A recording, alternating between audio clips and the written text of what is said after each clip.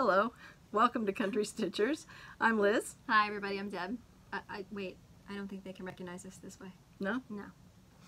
Hi, I'm Liz. Yeah, there we are. This is better, huh? If you saw our last video, not the one where Sorry. we corrected the camera angle, but the actual video, you'll see that I got the camera on the wrong axis. We if don't you like will. people just to sit on the couch to watch our videos. No. We want you to do some aerobics. Yoga.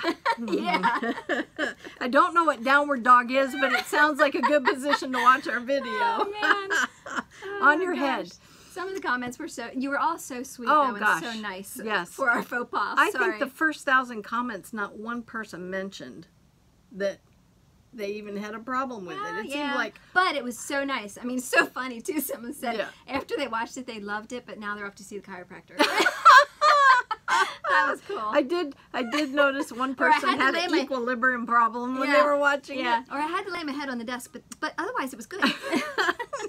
But if you were watching it on a phone or an iPad, then you could just turn exactly. that. But TV, there's a problem. And Yeah. I actually used my phone last night and talked to my phone while I did it, and I rotated Last it. night? And last night it was Oh, 2:30 you were in the morning. practicing. I was Oh my was gosh. testing which position the button had to be in on my phone in order to get it to show the Oh, right gosh. direction, because I thought I'm not doing Because that next again. time, I think we should be all the way upside down. That'd Well, be fun. that would be better than sideways. Absolutely.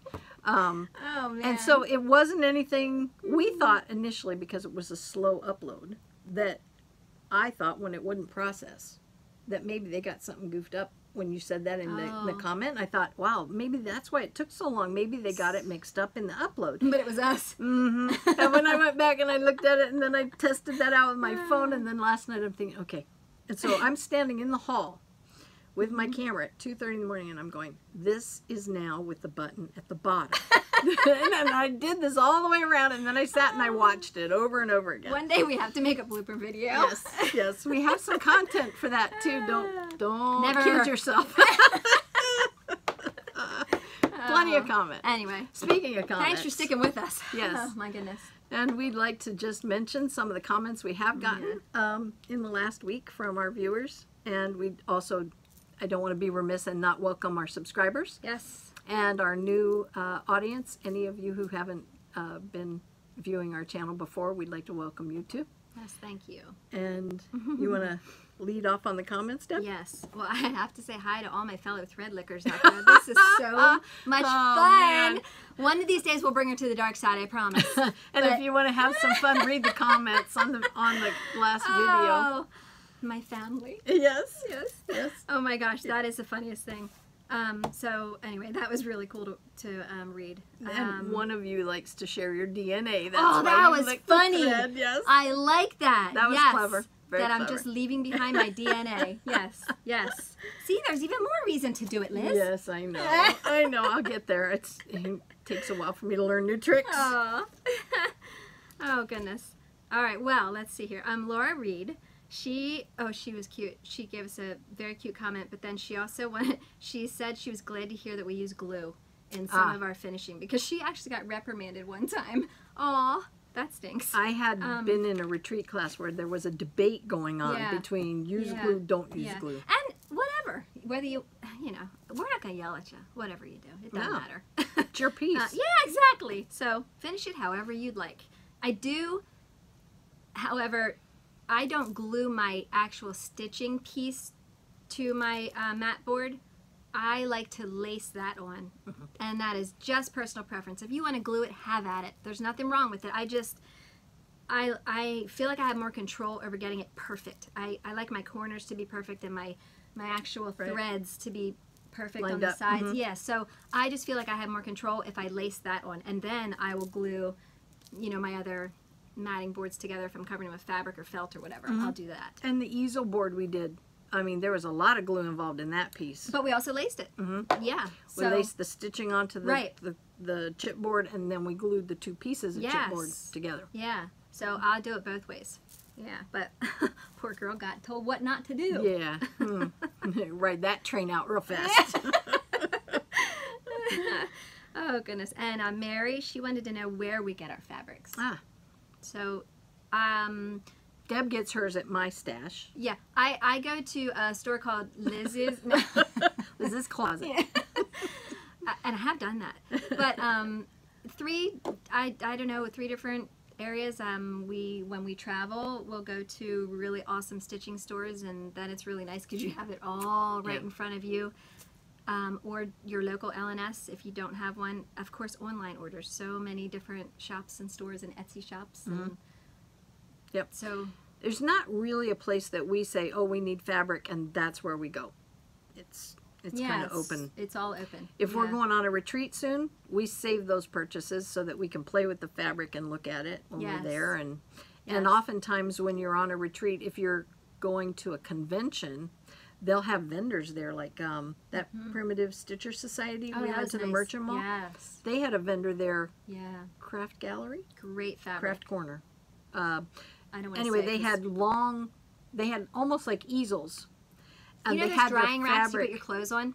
Yeah, they had their fabric That was laid over awesome. top of it. Yeah, what a good idea. Yeah, that was cool. That Those was fun. fold up just clothes racks that you put your clothes to dry on. Yep. And That was a good You idea. could see all of them. They had them by count, which is even better. Yes. That was a real quick Yes. shop. You know, that would be really cool if you had one of those, because you can get those at the dollar store. If you set it up, if you were tea dyeing your fabric or coffee, you know, any of that, just to lay it over that. Wouldn't take up any room. You fold it up and put it away when you're done. Yeah. The ones they had there were a little taller, but that's awesome for, yeah. Yeah, so anyway, Kim Easman, she would like to know in our last video what the wood and metal piece was behind us. I love antique scales, and that was an antique floor scale that my husband redid. So we actually have 2 of those in the house, 2 of the floor scales. How heavy is your floor? Yeah. Haha, you're funny. Okay, you crack me up. Anyway, that's what that was. Debbie Gindra? Yes. Okay. She wanted to know what brand label maker I have, and it's a Dymo. D-Y-M-O. And I did not. Oh, Tina Mickelson. She wanted to know where we purchased felt that we use for when we finish things. Again, I don't order that online. I like to see that and feel it in person. So just your local stores. There was a awesome wool store up in the Finger Lakes area that I found one year, and unfortunately I found it too late because they were on their way out of business. So I did purchase a lot from them that time, but they're no longer. So we've gotten some from Salty Yarns when we were there. Yeah, and Weeks makes that. What we bought at Salty Yarns was by Weeks Dye Works. I've gone on Etsy and looked at their wool there. And there's 2 types. There's the pressed wool, and then there's woven wool. And the stuff that we get from Weeks Dye Works is the woven wool, and it's got both fibers running through it. Whereas the stuff I bought on Etsy is more of the wool that you buy at the craft store. It's pressed, and so it doesn't have fibers running through it. Yeah. And when you're doing your linen, I think it's a better match for me to do the ones that have the fibers. Yeah. Yeah. Okay. What you got? I have to tell a story. We were debating last week before the video about thread licking and about parking your needle in your mouth. Yeah, I am trying to stop that. And Deb said, I need to stop that, because I listened to Kelly and Joan, and I heard Kelly say, don't put that in your mouth. And I said to Deb, come on, Deb, seriously, when have you heard of anybody who actually damaged their teeth? Okay, I stand corrected. Debbie Blackston sent a comment to us and said that after she paid the dentist to fix her broken tooth, she stopped doing it. So, and now I do actually know somebody who did that, and yes, okay, it's not like the person who stuck out their tongue and then their mother said it'll stay that way. You haven't met the little girl who did it, but it happened. Yeah. And I never believed that either. Yeah. So, the broken tooth, definitely. Thanks, Debbie. But, I mean, it was as if somebody had a drum roll ready for you to come in with your comment after I made that remark There was to also Deb. an x-ray tech said the same thing. She's like, yes, you do not want to do that. Okay. So All right. I will try to stop that one. Yeah. I honestly can't stand the feel of metal against my teeth. Like if I have silverware in my mouth, I can't do. Some people put their teeth down on their fork when they take their fork out. I can't do that. No. Gosh. Braces were hard enough for me. Oh. Yeah, because I have my needle in my mouth. I'll talk with it in there and everything. That's Yeah, I didn't notice that about you. I did get a note from Angela who said she's back on the stitch. She was excited. She got a new perforated paper stand. Ooh, and good. she had been in a new job, right, since June and had been away from stitching, so she's excited to start up again. Good. I was anxious to hear that, or excited to hear that, not anxious. Good. And then we had someone suggest in terms of ideas about things we might talk about for topics and techniques was how to do a biscornu. And that's fun, and that would be simple, so we'll add that to the list. And somebody asked if you could explain on your whipped back stitch. They understood the concept of the whipping part of it, and they went to Mary Corbett's video and watched that. But Mary Corbett has a long stitch that she does when she's back stitching, and then she wraps the long stitches. She thought yours had a little different look to them. I said I thought you went over 2 threads generally. So you want to tell? Generally, yeah, I will do that. If it's a straight line, I'll just go over 2 threads, and then you're just wrapping once each section. If you have an area where, say, you're stitching on linen and you're going up 4 threads but only over 2, you know, that's a longer leg then. I'll do that with my back stitch, but then when I wrap it, I'll wrap it twice or 3 times if it needs that. So as if you had divided that, you wrap it twice. Yeah, if it's a longer leg, you're obviously going to need more than just 1 wrap for it to look different. So wrap it as many times as you want, 2-3 times. And in that case, you're making 1 stitch, and it'll hold 2 wraps. Oh yeah, at least. All right. Yeah. Yeah, I've even wrapped things 3 and 4 times, depending on how long the leg of it is. Okay. Yeah. Thanks. We also got a note from some folks that we're going to see at the retreat. And one of the questions was for you. She asked about your craft tour here in the room, and she was commenting on your baskets that you use. The ones that had the fabric with the bows, and then the metal baskets with the linings. And she was curious about where you picked those up. The white wicker baskets with the liners in them, they are actually Pottery Barn baskets. I did not buy those. They were when I was setting up Logan's nursery. That's how old they are. He had like whites and greens in his room, and I had registered kind of for some of those baskets to keep different things in his bedroom. So that's what they were for. They used to hold diapers and wipes. Just to clarify, he didn't choose the white and green colors for the room. Did I say he did? You said he had whites and greens in his room. Yeah. I'm just teasing. Oh, stop it. Good Lord. We've been working on today for a while now. Slap happy. She's in rare form today. I am. So yes, Pottery Barn, and then the wire ones, they do look like they would come from Hobby Lobby, and they might have something there like that. These I found just at it's a country store, that one next to BB's. It's just a country decor store around here. They were very, very cheap. Like, I think the largest ones, those long ones, were like $8. They're not expensive. But they had different sizes. They nest in each other. There's like 3 different sizes that nest together. So that's where that came from. It does look like something you could get at Hobby Lobby. I'm sure they have something similar. Yeah. Yeah, they must. They have so many different kinds of metal things there now that it's fun to go through that section of their store. Yes. You've been working on some new things since we did this last, right? Well, I got out something that your progress is new. Yes. Yes. I got out my Oh yeah. Yeah. The why can't I think? Prairie Schooler. Thank you. You're welcome. My Prairie Schooler ABC Well, the whole Alphabet. alphabet. The whole alphabet. It doesn't just stop with C. She might have, but no. Yeah, yeah. So I pulled that back out because it's just so much fun to stitch on. And someone at the guild last time reminded me of this, and I just wanted to get it back out. I am stitching it over 1, and it is on 32 count. Lugana. Yes, and I think it's called lamb's wool is the color. Yep. So I'm up to D, and I have to finish the drum here, and then there's like an eagle, I think, that goes down here. But you're stitching it over 1 also? Okay.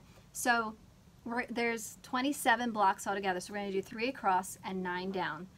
And the way that you get the 27 is there's also an ampersand. It took me a long time to figure that out. So it does work out math-wise. Yes. So it'll be very long, but it'll be really, really cool looking, I think. I used DMC, and I also used some overdyes in that. So I was working on that one, and I did some more work on my hands-on design, the Stitch Every Day. Just to remind you, they have it finished in a drum, and it's also framed. I'm not sure yet. I have a couple different ideas, so I have to figure out which idea is going to win when I have it finished. Oh, that was silly. Sorry, be right back. Oh, okay, so. She didn't go far. Good thing I didn't fall out of my chair. That would be my trick. That would be my trick. So this is what I have completed so far.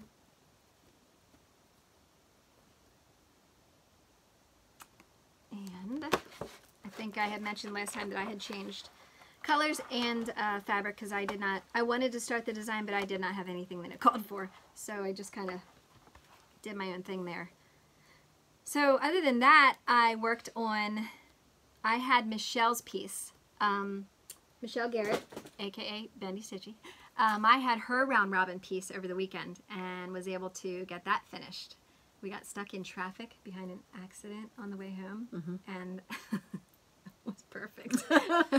Because Matt was, oh my goodness. I don't know how many husbands out there have destination disease like mine does when he gets in behind a wheel of a car. I think that's genetic. Oh my word. I think it's on the X chromosome or He can't Y, whichever stand one they that. have that's different than ours. I was perfectly A-okay. I thought, I can just stitch for however long we sit here. It doesn't matter to me. So I was working on Michelle's piece sitting there in traffic. Had he exhausted all the places he could drum his fingers to see a drum? Oh my goodness. Yeah. That gets him so frustrated. Yeah. He did end up pulling up a hunting video to watch on his phone, so then he was okay. Hey, we didn't have that back in the day when I was growing up when we traveled. You had to play the other card games, like, you know. Auto bingo. Yeah. Oh, I loved that. Slide the little red. Oh, yeah. That was what we had in the back of our car every time we took a trip. Yeah. So anyway, I worked on that. I finished her area and sent that off to Tina.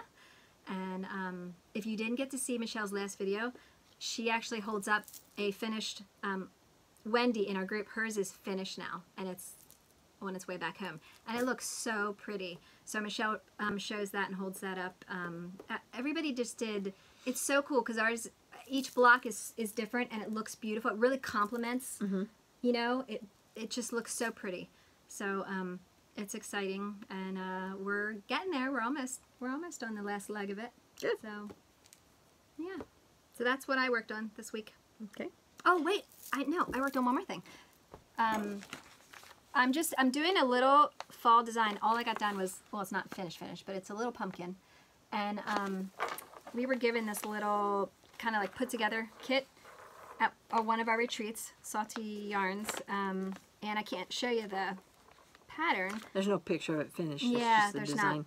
But I just have an idea of a piece I had bought that I thought I could dress it up with a little bit of stitching. So it just came with a card with some floss on it and this fabric, which is 36 count vintage pear lakeside linen. It's a very pretty green. Isn't that nice? I like that. So once I get that finished, I'll be able to show you. Then you understand what it is I'm doing. What the pumpkin's all about. But yes, but that's all I stitched on over the week. I actually decided it was time to pull something out too. Yeah. Neither of these I had going.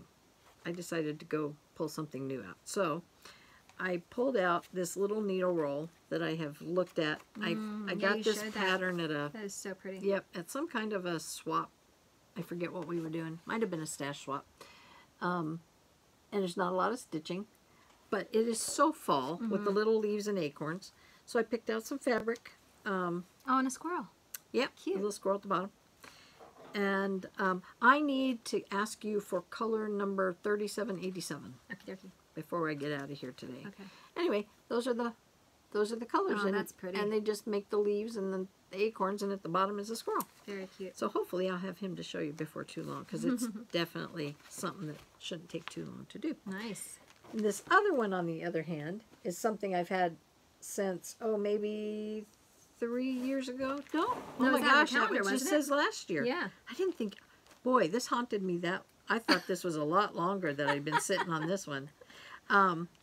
Anyway, I can show you the picture on the front. It's a small picture, but I can get up close enough. This is called Mary Had a Little Lamb by Barbara Anna, and it was in the calendar, Keepsakes calendar, for 2017. And That is so cute. I just fell in love with it. I love the colors. So I have it marked where I'm starting. It's not very big. I'm doing it on 32 count. It's actually charted for 28. And I'm doing it... it's only going to be, I think, finished... I think it comes out to 8 by 7. It's Oh, nice. on 32 count. What color is that? Over 2. And I'm using Platinum Belfast. On mine, they use lamb's wool. But I also wanted to show you a little trick I do with my fabric. I had a bunch of these little white tags in my office. And what I do is I use one of those little tot staplers, and I write the type of fabric and the count, and then I put the dimensions of the piece and the color on the back of it. And then I can throw that in my stash and look at it later and know what it is. Because oftentimes I'll cut a big piece I buy, and I'll have a piece left over. Yeah. And rather than put it back in the plastic and wrap it up, I just tag it and throw it back. But anyway, the whole dimension of That's it. really easy when Deb shops over there too. To make that convenient. I love that you label everything for me. Thank you. I'm glad I could help. All this time I thought you only did it for me. I work so hard on customer service. The piece is only going to be that big, actually, when it's done from top to bottom. So it should go pretty quick. And I just need that color for my other piece, and then I'll have shopped today. Nice. Yeah. So that's what I'm working on. I thought I was going to get the first Quaker emblem done at the top last night, but the night wore on, and it got later and later before we got to dinner. And And you were just, standing in the hallway trying to figure out how to film. And, well, you know. yeah, that was after the fact. That was after the marital support session. Oh, okay. Yes. Well, I'm glad Yes. you got that in. It always comes first, then we move on to the stitching. Amen, sister. There you go. A happy home. Yeah. Well, on that note, did you know we're going on a retreat soon? Yay. And this particular episode of Did You Know is on making the most out of a needlework seminar. And it was done by Martha Beth Lewis. And I wanted to add a couple of comments to this section. One of them is to Sheila, who contacted Deb and said that she's going to be joining us at the Round Robin. Oh, yes. Or Round Now, Robin. I was going to say, where are we Listen going? at the Salty Yarns, not the Round Robin. Yes. And so we're looking forward to meeting her. She's coming from Cape Cod. And then also Lori and her sidekicks, I guess you could say, her cousin and a friend, Nancy. They're going to be at Salty Yarns. They come regularly, the trio. Nice. So we've probably met. We've probably sat at a table with you, but we didn't put faces to names. So we'll look forward to seeing you there too. I'm excited. One of the things that Martha pointed out was that the opportunity to be with like-minded people and be at a place for a period of time is a lot of fun. I had one of those. Yeah. And so, as we read on this article, she talked about how a lot of groups, this is a little bit dated, I think it's like the late 90s. So at that time, you had the Cross Stitch Festival, you had the Jubilee. The one I took my mom to in '96 was done by Jean Farish. She's a designer. So you had some of the major designers that were hosting the retreats that were out. And they basically had them in convention centers. They had your merchant malls, and then they had a bank of designers who would come and teach the class. So that's sort of the overall tone of this piece that she wrote. She talked about planning and considering what types of classes you want to take, and that might help you pick what retreat you want to go on, who's teaching them, what their teaching style is. Do you like to go into a lecture environment, or do you like to go into a hands-on environment? All those things are important. And Deb and I have... And we've had a little bit of everything. Yes. And sometimes got surprised with some of the everything we didn't plan to get. Yeah. So it is important to know in advance what you're going into. And some of these retreats now, bring your stitching and enjoy your time with like-minded people. Yes. And it has nothing to do with designers. And that's a lot of fun, too. Oh, yeah. And your costs are lower. So Martha talks about that, too. Like when we go on our guild retreats, there are no designers that come to that. It's basically just have fun with everybody that's in the guild, and that's awesome. Yep, it is. She talks about considering whether or not this is going to be in a city where there's sightseeing, or whether it's going to be in a remote area where it's just about stitching. Like, do you want to extend your vacation? and are you going to pay more because you're going to do sightseeing, or you're going to be in an environment where the costs are higher? Yeah, you want to figure out the costs, like how far away from home do I want to go? Do I want to buy a plane ticket, or do I want to stay closer? Yep. Yeah. She also said that... now this I thought was comical, because it would never cross my mind to take my family. No. But she did say, bear in mind if you're taking your family with you. And I thought, yep, bear in mind whether you're taking your family with you. But I understand what she's saying. If it's going to be a longer outing than just your retreat, and it's going to involve other people, are there going to be things for them to do? And I have been to a retreat where the person who was along had certain limitations, and so their spouse always went with them. And so it was important for her, is there something he can do while I'm busy stitching? So she brought that point up. She said, make sure you look at all the fees. Sometimes there's registration fees that aren't part of any of the expenses. What's your lodging going to be? Is that included in the fee? Or are you going to have to set that cost up separately? And as you said about traveling, are you going to get there by car? Are you going to get there by plane? Planes, trains, and automobiles. Also, she goes on into a little more depth than really I think most of us would figure out, whether we're going to have to kennel our pets, all those things that get taken into consideration. She talks about meals and economizing. Can you bring things for meals that you're not going to get from the retreat? Then she talks about the things that you can get while you're there. She said, if you're looking for what you're going to purchase or what you're going to spend your money on, she said, are you going to go and pick up pretty much generally the same things that you could buy at home? Or do you want to save your nickels and dimes and go get something that you're going to see for the first time at the retreat and you don't see at home? So those are all things to bear in mind when you're on your trip. The other thing to bear in mind, though, is how you get it home. If you're flying. Oh, yes. And we had an encounter like that. We went, where was that? Nordic Needle. Nordic Needle. Yeah. She had a big box in the back room, and it said free. Well, that had my name written all over it. It said Deb. Free. They were all magazines. All cross-stitch magazines in this box. And I thought, yeah. So, but then I didn't come into consideration, how am I going to get them home? So we get to the airport, and my bag's like way over limit. And that was right after they started the 40-pound limit on all the bags. Yeah, that wasn't happening. So, oh my goodness, here Liz and I are, all of our bags are open, and I'm flopping, you know, switching things from bag to bag to try and make weight, and I didn't. So then I had to use a carry-on. I had to get another bag so that I could actually carry on. Oh my goodness. All for magazines. And that didn't include the fact that she started the retreat, Roz did, with one of the biggest bags that I've ever seen as a goodie bag. Oh, my word. It was more like a shopping bag you'd get at Macy's. is Yeah, big. it was awesome. And so you had that to consider. So I'm thinking, well, if I get everything in that bag and I can get that bag in my suitcase, I'm okay.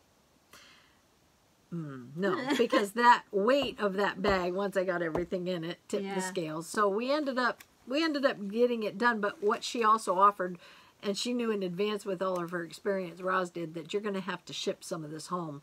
Yeah. And I ended up shipping a box from her shop. Yeah. And she just posted it and packed it for you after you left. It was very nice. But again, you definitely want to consider what you're taking home with you and how you're getting it there. Then she talked about making sure when you're registering, some of these get pretty complicated. Some of them will say you get 3 to 5 classes over this period of time, and they'll have them in 3 to 4 hour time blocks. And you put down your first 3 choices, but then you put down alternate class listings in case they're full by the time your registration gets considered. That was the way it was with Nordic Needle. Yeah, and the Stitching Jubilee that Cross Stitch Festival we took my mom to. And so you just want to take your time. Make sure you've read it through and you get it filled out properly. Let's see. Oh, when you're going to class, she talks about making sure you have the things you need for taking notes, doing all of the things that you would do as if you were sitting in a lecture, so that you make sure, she says, the things that you're sitting there listening to, you're thinking, got it, got it, got it, and then a week later you're going, what was that? Yeah. And so she says it's kind of overwhelming, all the information you can pick up, so be sure you have a way to kind of keep track of it. She goes into talking about, being courteous of your classmates while you're in the classroom. She's touching me. She's touching me. She mentioned cell phones, turning them off, that sort of thing. Turning that ringer up really loud. As high as you can get it. With the most obnoxious ringtone possible. This is my travel mate right here. We're very popular the first time I like we're keep there. things fun. Yeah.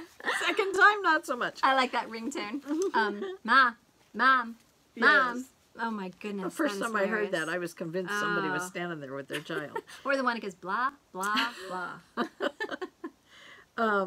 They talk about creature comforts. And I'm sorry, but it was like they had been in our room. Uh-oh. They talk about taking along earplugs or sleeping masks or things that might help you sleep if you're in a room with someone else. And I thought, oh, they've been on a retreat with Deb. They're watching us. They're bugged our room. I thought you were going to talk about that really, really good drink you made last time. Oh, no. No? Oh, okay. Shh. Dokey. It's proprietary. Oh, okay. Then she talked a little bit about special amenities. If you need something different than a lot of people might need, you need to be located closer. With my limitations, that was one of the things we looked at when we went to hotels, is getting close enough that I don't have to walk the whole convention center to get to the majority of where the coursework was. Yeah. And then take along some of the things that you might want every day, whether you have some Tums or Tylenol, things like that. Not that you'll need it, but it sure is cheaper if you don't have to buy it when you're out. And then the last thing she said was be sure that you give them feedback for your retreat. Let them know. That's how they gauge what the next one's going to be like. So if you had issues with any of the facility or the food or the designer, the way the class was presented, if you were missing half your materials, things like that, they want to know about it. So she encourages you to let them know. And that was an article that came from Just Cross Stitch magazine in June of 1998. Thank you, by Mary Beth Lewis. Good year. Before I leave this segment, I just wanted to say that the retreat we are going on in October, Sarah just put out an email that there's a color selection in Kathy's Needle Delights, and it's a counted canvas that we're going to be doing. So this is one picture of it done. It's called Amethyst Garden. And she sent out a PDF file, and she said she does not have everybody's email address. Oh, okay. So I thought we might give her a helping hand here and let you know if you are going to the retreat, if you haven't received an email from Sarah, Because you got to pick your color selection. she needs to know, and there are a multitude there's a lot of of colors. nice choices. Yeah. I'll just, Yeah. there's I two got of mine them, picked. 2 of them here, then there's 4 of them, and then there's another 3. So you've got 9 choices. Nice. Well, 10 if you count the first one, the purple one, I guess, Amethyst Garden. Yeah, it's not listed on the other one. So okay. that makes it 10 choices, actually, for colors. So you might want to let them know. Oh, that's the name of this stitch, though. Well, Is that what? It's a counted design stitch. yeah, but those colors. Do you think those colors? I didn't see those colors on here either. Is that it? Oh, yeah, okay, the original one. Amethyst Garden original color. Okay, sandstone, so yeah. these purple ones are listed in the 9. Yeah. So, anyway, if you That's going to be didn't really get pretty. a PDF file with your color choices, get back to Sarah so that she can have give Kathy the information she needs to order all the materials for the class. Yep. Actually, I think Sarah's doing the ordering, so Sarah's the one that needs the information. Excited. Yep. And a quick update on Round Robin. Everybody's getting to the pass along stage, and a lot of people are coming up on the final round. If you're working on it and you haven't seen everybody's designs yet, one of the things you might want to consider is what they are, layout, how you want to position them. Yeah. So if you haven't communicated and you're getting rolling and maybe you've only got 1 or 2 going, you might want to touch base with each other and just see where you want your placement, or if you even have a preference. My friend Barb, this is her piece, this was her motif, and this was mine, and she suggested, thank you, that that we put our 2 Pennsylvania pieces in diagonal corners on hers. And that so, was nice. Yeah, when I got it, I started mine up there. I still have, I have a little alphabet part of the design to go here, and I have to finish this little flourish that's going underneath my that's so numbers. cute. So, just remember to stay in touch, and then I'd just like to ask if you can get to Technical difficulties. Instagram and That's so cute. Country Stitchers RR on Instagram, Cute, cute, cute. and post where you are. We have a lot of postings about people showing their initial border and motif, but I'd love to see some of the other pieces. So if you can post out there, I would enjoy seeing those. I know a lot of people who aren't doing it are sort of banking on getting to see what you have so that they can decide whether they want to do a round robin in the future. And then Deb and I are in a second group, and I just wanted to show you I got some colors picked out for my second group. I'm going to use these 3 colors and do a little different layout, a different motif, and I'm using a color called Oaken, A-O-K-E-N. It's an overdyed Ada, and the group that Deb and I are in is an Ada group on this effort that we're doing on the last part of the round robin. So this should be fun, Yeah, that's pretty. and you'll be able to see this out on Instagram as soon as I get my border started. And I'm going to do the Quaker border on this one. And I'm going to do the primitive this time. So we're going to swap it out. So again, Country Stitchers RR, all lowercase, on Instagram. And please post your pictures so we can see them. Yes. We've had some people asking us questions about how does Deb do it? So we have a new segment. How Deb Does It is our new segment. And it was born out of questions about things that she does when she's looking at her piece or finishing a piece. She has a really, and I'm not saying this because you're sitting here, she has a really high affinity and capacity for colors, for textures, and in decorating, and it comes out in her needlework. And so I thought that would be a fun way for us to look at different elements. And so How Deb Does It today is about... I had someone ask how I pair hand-dyed fabric with the pattern. So I started thinking about that. I think if I'm choosing something mottled, usually my pattern isn't super busy. You'll be able to see a lot of the modeling through the pattern. If it's almost full coverage to where you're not seeing a lot of the fabric, then of course I'm not going to go with a mottled fabric. I'll just go with a plain. So that's how you decide the basis for your fabric. Yeah, whether I want it mottled or not. Yes. Overdyed, yeah. Yeah. But then I'll sometimes if I don't always pick my floss first or my fabric first, but whichever it is, I will change it up. I'll do like a floss toss where if I pick my fabric, then I'll start picking my floss for it, but I'm going to lay all of my floss on my fabric just to make sure, is that the right red that I want, or nah, it's too pinky of a red, or it's too orangey of a red. Is that the right green? You know, that kind of thing. So when you can see it laying on your fabric, that helps so much, I think, to be able to figure out, is that the right shade of blue, or no, I don't like it with that fabric.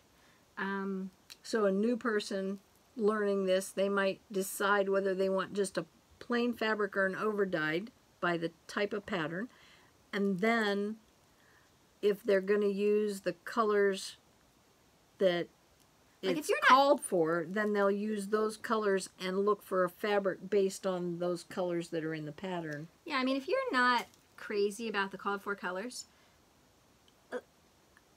like everything I stitch, I'm stitching it for myself, or I know who I'm going to be giving it to, or where it's going to be. So I think then to personalize it, if it's going to hang in my house, well, of course I'm going to choose colors that are my colors, you know, that I like. So again, if you know whichever colors you kind of gravitate towards, you know, do you like brights? Do you like pastels? Are you an earthy kind of color palette person? Doesn't mean every single thing you stitch is going to be that way, but if you're, oh, my belly's growling, oh my goodness, I'm so hungry. That's what I'll do then, is I'll start pulling colors.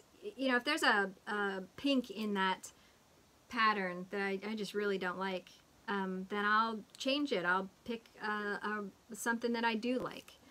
Did that And help? it doesn't, yeah, I don't think, I think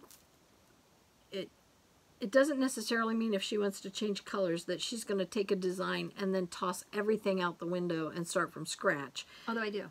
It does also mean that there may be a predominant color in that design that doesn't match her things, and so she'll start there and say, okay, I want to alter that color, and then that might bring about some other color changes because of how they go together. But Yes. matching floss to fabric, one of the basic ways to see if it looks good is to actually lay the colors you want to use on the fabric. Yeah. Also, another thing is, if you have one of the DMC color charts where you have, now this isn't the most recent, but it kind of helps you because it's in the color families already. So if you have fabric at home and you're thinking, okay, I'm not crazy about, you know, the red that they want me to use in a 300, like a 304.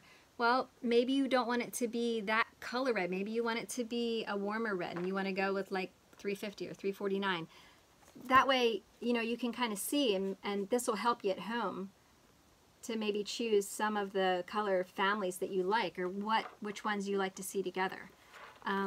If this was in a magazine, Cross Stitcher magazine, and it's just a piece of paper out of the magazine that has the color families on it, this is something, it's not as easy to tell as it is looking at the actual thread, but you can fold this up and stick it in your wallet and carry it with you if you wanted to, and that might help when you're choosing threads. Also, like when I'm doing my ABCs, the alphabet that I just showed that I'm working on, I did pick a lot of the DMCs out that they call for, but then there were certain places on each alphabet that I wanted to use some overdyed because I thought it would look good, have a little bit of modeling in there. So I just would choose different colors, like I'm using used bricks and I'm substituting that for 3857. So at least I would know, Okay, instead of using 3857, I'm going to use the used bricks here. So I didn't choose every single color. I didn't go through and make every single color variegated thread, but I did pick out some of the colors.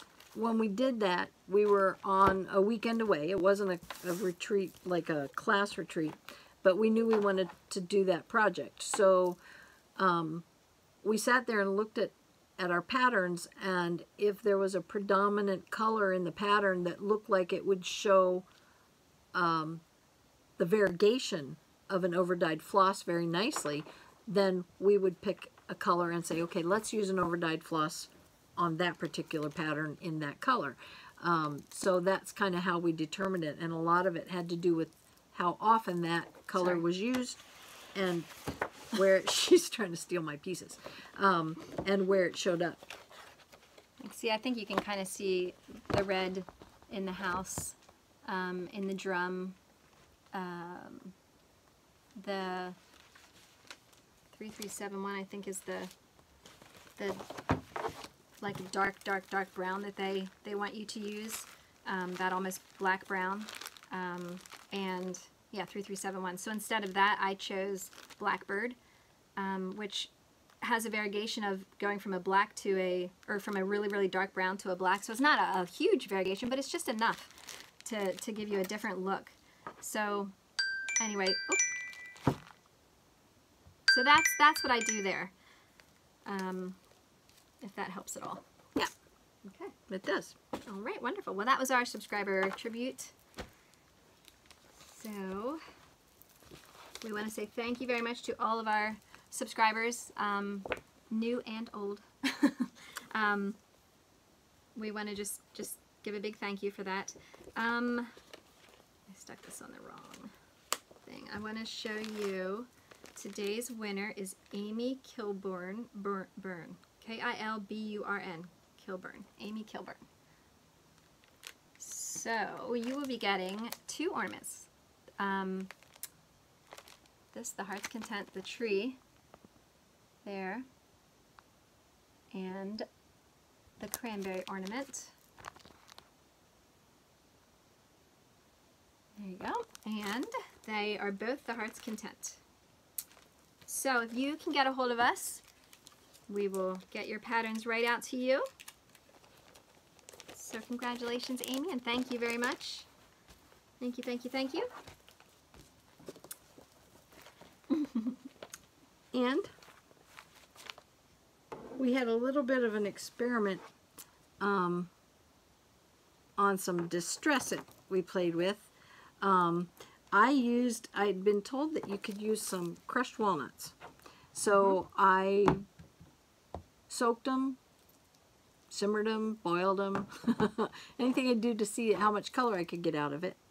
And then I sprayed it on some different pieces of fabric. And this piece started out as a white piece. This piece was a cream color, and you can see a little bit of the white up at the top. I could keep spraying this and get a different look.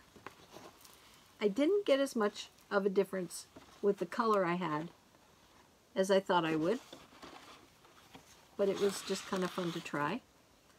And I could do some more of it. And on the Ada, it kind of diffused out to the edges, and that was white. So that definitely, of all of them, that one actually does look the most impacted. Yeah, and then so that you could see a difference, I went ahead then and used the Distress It that we had talked about in a few videos, just to give you an idea of what that looks like. And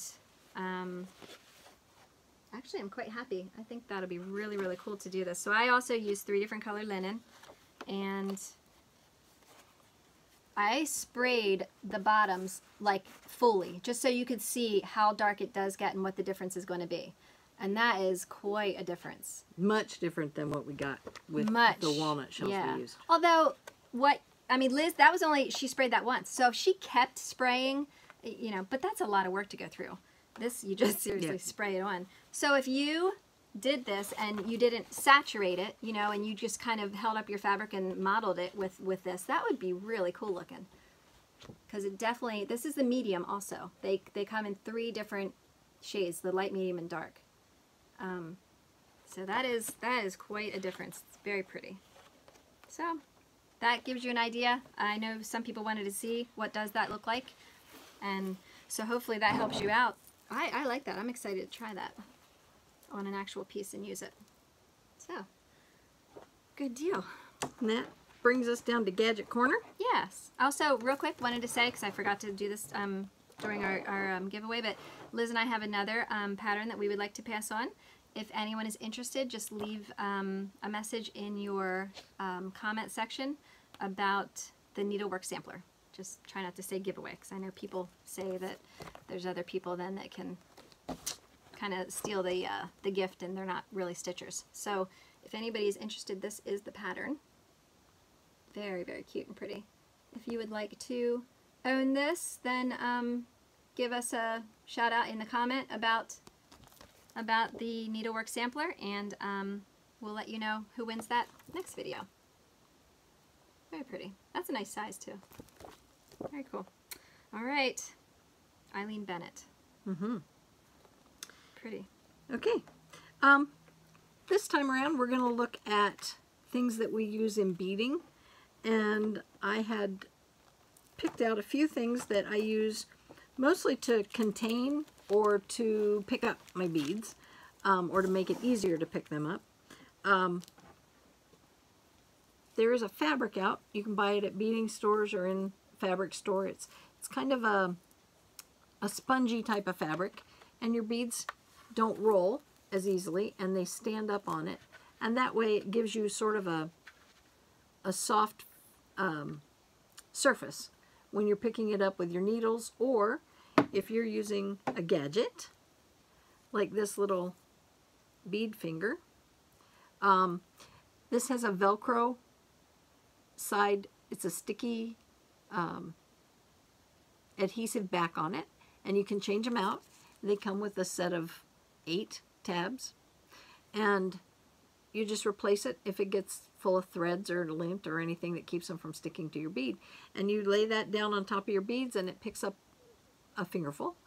And then you can just take your beads off of that, which is nice if you're using sort of a contained number of beads. You don't have a lot of different colors, and you can pick them up real easily. You just have a little pile of them. It also works if you have more than one color, but you're going to be working with just one color at a time. It's kind of a little bit more difficult if you have a pile of multicolor beads and you're trying to pick out certain colors off the tip of your finger like that. They tend to fall off if you're doing that. So I like it if I'm using just one color. There's also another mat that I use. It's called a Beadsmith, and it's like a rubberized material, and it's sticky, like some of those the kids have them. They buy them out of those little machines with a coin, and you throw them on the window and they stick, and then they kind of come off and crawl down the window. But that's the kind of surface that's on here, and you just put your beads on there and work with them from there. I like this for going on retreats and traveling because it doesn't take up a lot of room, and it's there and it's handy. So I keep this often. You'll find it in my finishing kit that I take along on retreats. For containment, you've seen this one before, I believe. It's called a Bead Buddy, and it's just a little tray. It has a little adhesive pad inside of it, and it has 2 magnets, and so you can actually put this right on the piece you're stitching and use it like a needle minder, and it'll hold the beads that you're working on if you just have a few accessory beads. Yeah, cool. And I like that one. And it's by a company called ETC, ElizabethTurnerCollection.com. And then there's the good old standby Techie Bombs.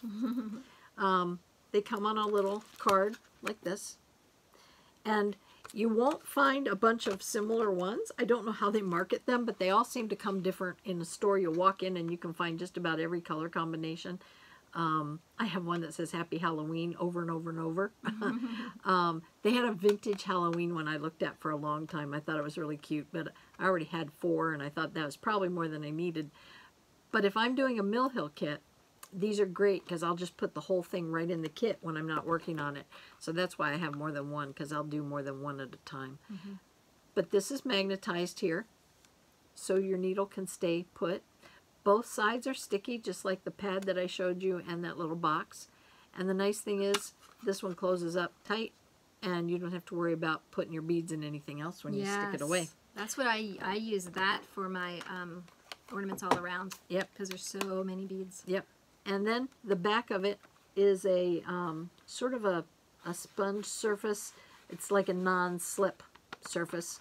So when you open it and lay it out, it stays put. It doesn't slide on you while you're trying to pick your beads up. And you can't see anything I just did there. That's what I was just thinking in my head. When you set it down flat, it stays, and the friction keeps it from moving around. There you go. And that is Techie Bomb. So that's Gadget Corner for this week. And A couple finishes? yes. Yes. All right. Someone had mentioned that they would like to see my autumn pillow, or my autumn that I did. Oh, help me out here, Liz. Cross-eyed cricket. Yeah, collection. that one. So I was able to get that out for you, so I thought I'd show you. I have it finished in a pillow. Oh, wait. Let's start with A. What letter? Yeah. So this is it. I am using the overdyes on this one. I think they give you a choice between overdyed and DMC. And I changed a few things. I did some satin stitch here in the acorns. I did satin stitches here for the, oh, what are they called? Oh. Pussy willows. Yeah? No. I thought they were cattails. Yeah, cattails. Sorry. Yeah. Okay. I did backstitch my moon because you couldn't see it very well before that. I gave my birds a few more feathers. But other than that, it's all cross stitch. And it's over 2.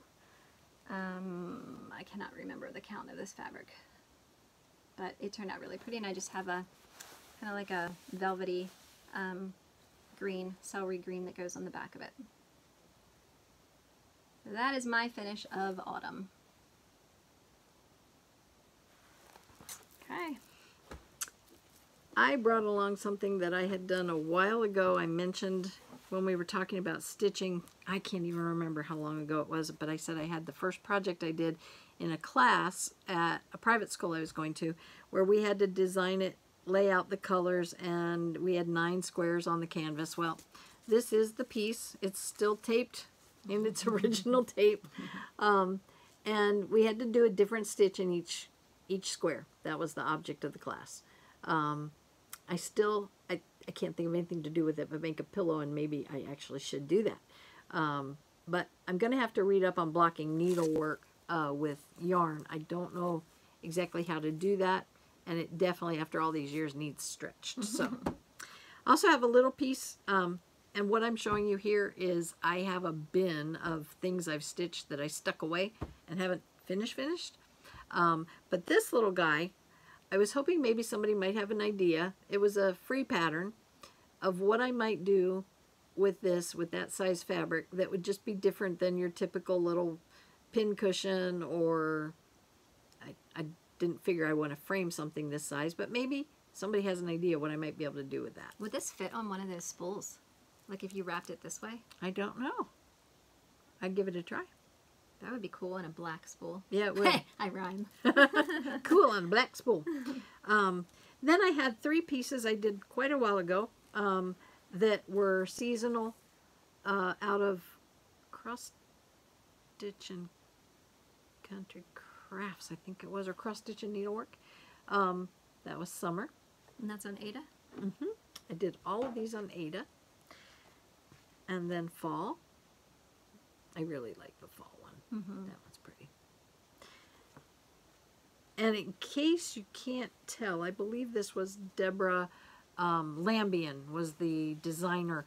I have several of her patterns, but these were the first ones I ever stitched. I love her style with the little band sampler look to it. She has some large samplers that she has out that are done that same way. And then a couple pieces. These I actually have an idea about. I'm going to maybe look at building this into a project bag. That's a great saying. I know I like this one. I'm trying to remember right now off the top of my head who the designer was. I had it. I forget. I'll remember. But that's cool. This was a another one I thought would be neat in a bag. Yeah, definitely. This is a cross-eyed cricket piece by Vicki Hastings. It's a carrot cake. That's so cute. And I do want to frame this one.